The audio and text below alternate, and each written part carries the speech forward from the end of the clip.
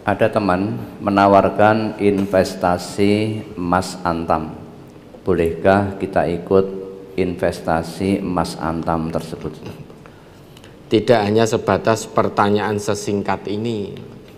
Investasi emas antam, teknisnya bagaimana dalam investasi itu? Jenengan teknisnya bagaimana, emasnya enek tenan opo ora.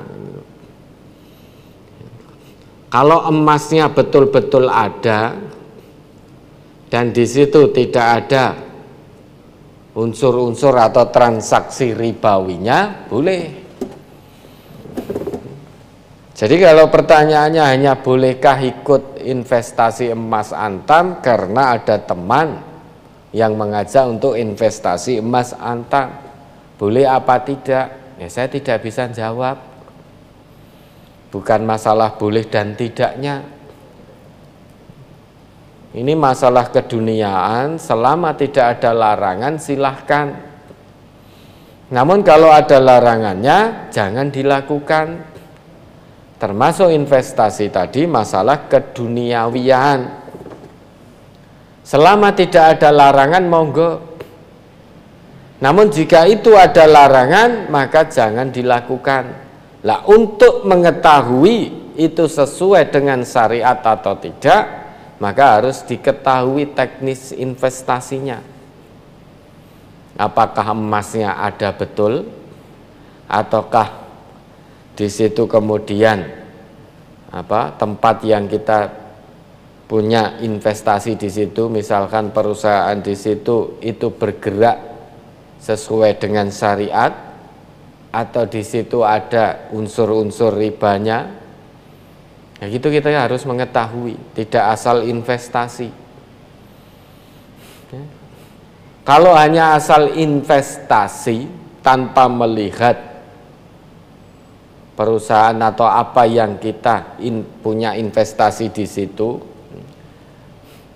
ya jangan-jangan kita melanggar larangan Allah tanpa kita ketahui, tanpa sadar, hanya gara-gara kepingin materi dunia. Kalau pertanyaannya boleh dan tidaknya, nah kita lihat. Jenengan investasi tapi di perusahaan minuman keras, ya haram. Investasi itu urusan keduniawian, cuma di situ ternyata investasi ke tempat yang bergerak dalam bidang yang diharamkan oleh Allah dan Rasul-Nya, maka otomatis itu ada larangan di situ. Tidak asal investasi, termasuk investasi emas ini. Maka perlu dilihat, jangan-jangan ini hanya terbujuk rayu melalui yang dunia maya, investasi online itu. Jangan-jangan ini gharar. Jangan-jangan di sini ada kredit pengkreditan, kredit emas. Maka sebelum melakukan investasi, ketahui dulu, harus paham ilmunya dulu. Apapun investasinya. Al-ilmu qoblal amal, segala sesuatu harus dengan ilmu dulu. Jangan mengkepengen tergiur keuntungan duniawi sehingga investasi tanpa tahu ilmunya. Nah, terkait dengan ilmu itu diketahui dulu bagaimana bergeraknya. Apakah sudah sesuai dengan tuntunan agama kita? Jual beli yang dilakukan di situ apakah sudah sesuai atau belum? Apakah barangnya ada tenan atau tidak? Itu harus tahu. Jangan modal kepengin. Nah, manusia itu memang sukanya modal kepengin. Dulu kepengin hasil yang besar, iming-iming yang besar, semut kangkrang. Aturannya ojo ditilii, yodo manut-manut. Padahal sudah dipegang tekonya, lodongnya, aturannya ojo ditilii. Kok yo manut? Karena engko nek ditiliki semute stres, ratune stres dan lain sebagainya sehingga tidak bisa menghasilkan apa itu telur atau apa, menghasilkan apa itu? Kroto. Menghasilkan kroto sehingga nanti harganya mahal dan lain sebagainya. Kenapa kok manut untuk tidak nilii? Karena tergiur dengan materi keuntungan duniawi. Padahal itu gharar di situ. Itu gharar di situ. Kuwi jane enek tenan apa ora kan itu. Kenapa tidak dilihat? Jane mbok jenengan tiliki sithik ngene ya iso kok itu. Nah, segala sesuatu yang terkait dengan keuntungan duniawi itu manusia mudah tergiur. Bahkan sampai sesuatu yang sifatnya gharar pun manusia tidak mempedulikan. Karena yang dalam benaknya nanti dapat keuntungan sekian juta, sekian juta, sekian juta. Meskipun yang dilakukan sesuatu yang dilarang oleh Nabi. Jual beli gharar, tidak pasti. Banyak manipulasi, spekulasi. Itu manut demi dapat keuntungan dunia. Namun jika keuntungan yang dijanjikan oleh Allah dan Rasul, keuntungan akhirat, itu manusia banyak yang tidak kepingin. Padahal keuntungan akhirat itu mala ainun ra'at wala udhunun sami'at wala khatara ala qalbi bashar. Tidak pernah kita lihat keindahannya dengan mata kita di dunia ini. Tidak pernah kita dengar dengan telinga kita kenikmatan yang begitu indah. Ya, tidak pernah terlintas kita bayangke saja tidak bisa. Namun kita meyakini, mengimani itu. Kenapa? Karena itu berita dari Allah, berita dari Rasulullah, bahwa di surga itu kenikmatannya luar biasa. Iming-iming yang sedemikian nikmatnya banyak manusia yang tidak kepingin. Iming-iming dari Allah, dari Rasul tentang kenikmatan surgawi yang sifatnya abadi, itu banyak manusia yang tidak kepingin. Namun iming-iming dunia yang sifatnya sementara, manusia berlomba-lomba untuk mendapatkan, sampai menerjang larangan-larangan agama. Jual beli gharar itu juga dilakukan. Coba sekarang saya tanya, jenengan investasi online itu paham tidak? Tahu ilmunya tidak? Apa hanya mung kepengin?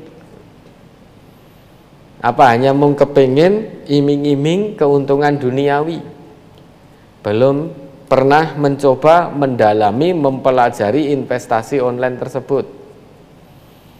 Padahal aturan agama itu jelas, al ilmu qoblal amal, ilmu dulu sebelum bertindak.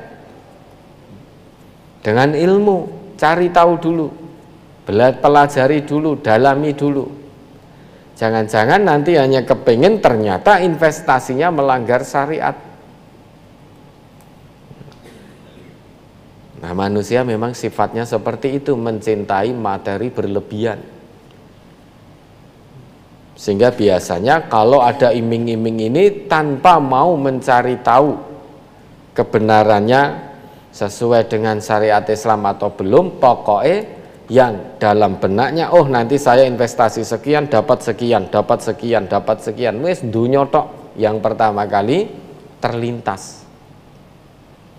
Yang pertama kali terlintas itu hanya masalah dunia saja. Kenapa demikian? Karena memang keuntungan dunia itu yang tampak saat ini. Keuntungan dunia itu yang tampak saat ini.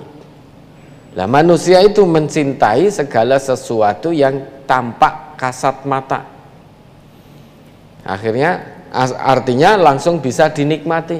Kalau keuntungan akhirat besok, ya, ketika dunia sudah selesai ini.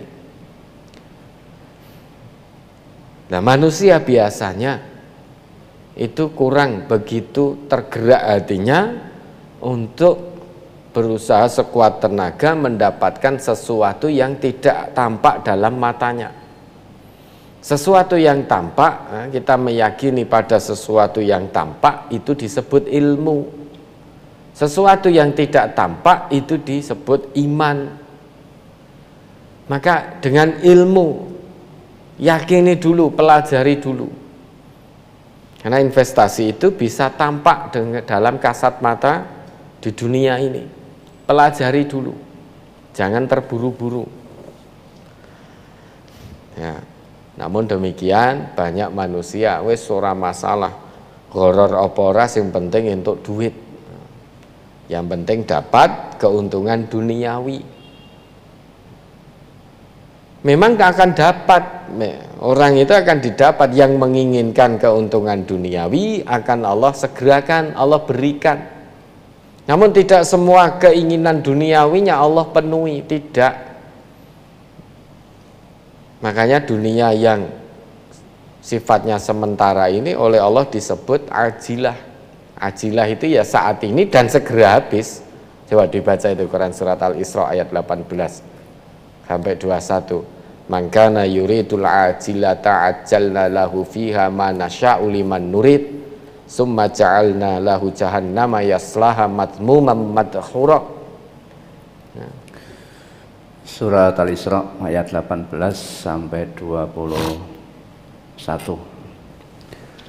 Man kana yuridul ajilata ajjalna lahu fiha ma nasya'u liman nuridu summa ja'alna lahu jahannam yaslaha mazmuman madhura wa man aradal akhirata wa sa'alaha sa'yaha wa huwa mu'minun fa ulaika kana sa'yuhum mashkura kullan numittu haula'i wa haula'i min 'ata'i rabbik wa ma kana 'ata'u rabbika mahzura undur kaifa faddalna ba'dhum 'ala ba'd walal akhiratu akbaru darajatin wa akbaru tafdila. Barang siapa menghendaki kehidupan sekarang, yakni kehidupan duniawi, maka kami segerakan baginya di dunia itu apa yang kami kehendaki bagi orang yang kami kehendaki, dan kami tentukan baginya neraka jahanam. Ia akan memasukinya dalam keadaan tercela dan terusir. Dan barang siapa yang menghendaki kehidupan akhirat dan berusaha ke arah itu dengan sungguh-sungguh, sedang ia adalah mukmin, maka mereka itu adalah orang-orang yang usahanya dibalasi dengan baik. Kepada masing-masing golongan, baik golongan ini maupun golongan itu, kami berikan bantuan dari kemurahan Tuhanmu, dan kemurahan Tuhanmu tidak dapat dihalangi. Perhatikanlah bagaimana kami lebihkan sebagian dari mereka atas sebagian yang lain, dan pasti kehidupan akhirat lebih tinggi tingkatannya dan lebih besar keutamaannya. Ya dah, memang manusia itu suka kehidupan yang sekarang ini, sehingga apa yang bisa segera dinikmati itu tertarik, berlomba-lomba untuk segera mendapatkannya. Namun ketertarikannya kepada kehidupan akhirat itu banyak manusia yang tidak tertarik, padahal kenikmatannya melebihi segala yang ada di dunia ini. Makanya biar kita tidak menyesal, investasi boleh-boleh saja, namun perlu diketahui dulu. Jangan hanya modal kepingin tergiur dengan kehidupan sekarang ini, dengan keuntungan duniawi saja, lantas tanpa tahu ilmunya jenengan berinvestasi. Ternyata setelah investasi sekian puluh atau sekian ratus juta, baru tahu di kemudian hari kalau tempat yang panjenengan taruh modal di situ ternyata bergerak di bidang yang tidak dibenarkan oleh syariat. Nah itu baru menyesal nanti. Maka segala sesuatu dengan ilmu, ya. Karena nanti tidak mungkin jenengan jawab di sana. Kamu kok investasi ini, padahal investasi ini bertentangan dengan syariat agamaku, kamu ikut siapa? Tidak bisa kita menjawab ikut fulan, tidak. Masing-masing pendengaran, penglihatan, hati kita bertanggung jawab sendiri-sendiri. Makanya nanti yang diikuti jane andai kata tahu itu melanggar syariat, semuanya hanya gara-gara keuntungan duniawi, tidak mau nanti di sana untuk memikul dosa panjenengan, akan berlepas diri juga. Ittabarra'al ladzina tubi'u minal ladzina taba'u wa ra'awul 'adzaba wa taqatta'at bihimul asbab. Orang yang diikuti akan berlepas dari orang yang mengikuti di hadapan Allah nanti. Tidak mau menanggung dosa orang yang mengikutinya. Kenapa? Menanggung dosanya sendiri saja wis ora sanggup, ndak kuat. Apalagi sampai menanggung dosa orang yang mengikutinya. Maka orang yang diikuti di hadapan Allah nanti akan berlepas diri. Semuanya sibuk dengan urusannya masing-masing. Likulli imri'in yauma idzin sya'nu yughni, sibuk dengan urusannya masing-masing. Ya, pentingnya ilmu dalam segala hal. Orang yang beriman, orang Islam sebelum melakukan segala sesuatu harus dengan ilmu. Jangan hanya tergiur oleh nilai duniawi, keuntungan duniawi, tanpa ilmu di situ lantas gegabah. Bukan berarti melarang investasi, bukan. Boleh, itu urusan duniawi. Selama tidak ada larangannya, boleh. Namun jika itu ada larangannya, kita orang Islam jangan melakukan, dekat-dekat saja jangan. Apalagi kok sampai ikut melakukan.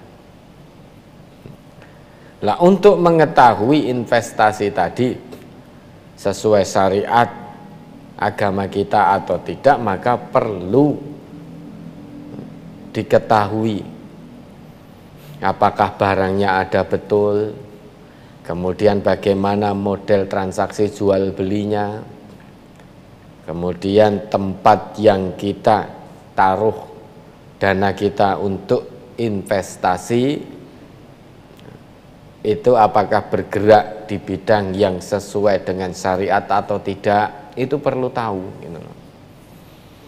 Kalau hanya pertanyaan boleh apa tidak investasi, nah, saya jawab boleh selama tidak ada larangannya.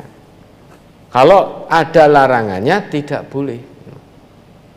Kalau ternyata barangnya tidak ada, berarti itu gharar. Gharar ini yang dilarang oleh Nabi kita. Bukan investasinya, tetapi keghororannya yang dilarang. Jangan investasi pada sesuatu yang gharar misalkan, nah, itu melanggar aturan dari Nabi. Maka cari tahu dulu, jangan kepingin. Ya. Jangan kepingin tetap sebelum mengetahui, dengan ilmu dulu. Nah, dulu semut kangkrang mau kepingin, hanya kepingin dapat keuntungan sekian juta, ternyata nol. Ya, bodong, jual beli bodong, itu pun jenengan manut ojo ditilii, itu manut kok enggak nilii, itu kepengin duniawi, manut dikai aturan jangan nilii. Padahal jenengan tidak melihat barangnya itu dalam jual beli, itu gharar. Ya, ada lagi.